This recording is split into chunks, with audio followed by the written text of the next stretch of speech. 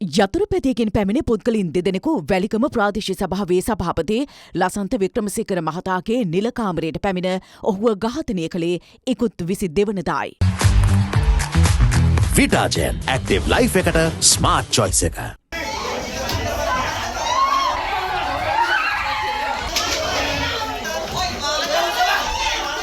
වෙඩික්කරු වෙඩි තැබීමෙන් අනතුරුව යතුරුපැදියකින් පලා ගියද පසුව ඔවුන් දෙදෙනා වෙන වෙනම යතුරුපැදි දෙකක නැගී පලා යන ආකාරය දැක්වෙන CCTV දර්ශන කිහිපයක්ද ලැබී තිබුණා.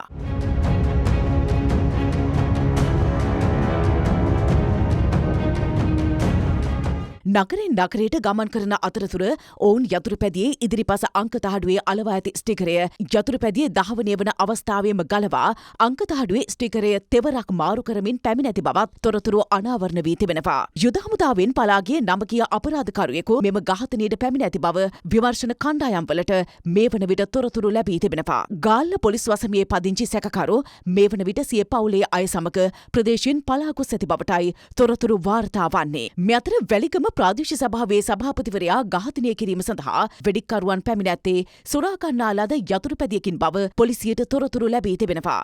ඉන් එක් යතුරුපැදියක් ඉමදුව ප්‍රදේශයෙන් සොරාගෙන ඇති බවටයි පොලිසිය සැක කරන්නේ.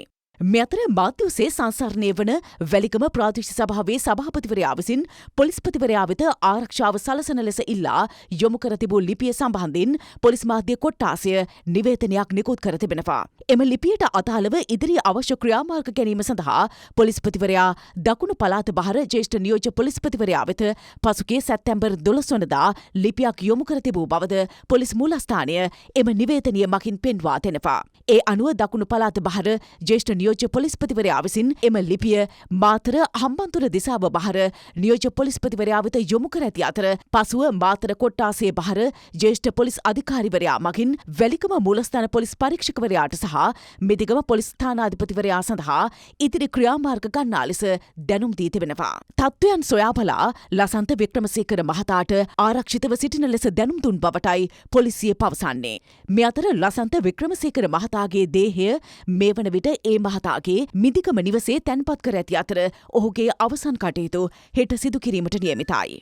මේ අතර වැලිකම ප්‍රාදේශීය සභාවේ සභාපතිවරයාගේ දේහයට අවසන් ගෞරව දැක්වීම සඳහා විපක්ෂයේ දේශපාලඥයින් රැසක් ඊයේ රාත්‍රියේත් පැමිණ සිටියා.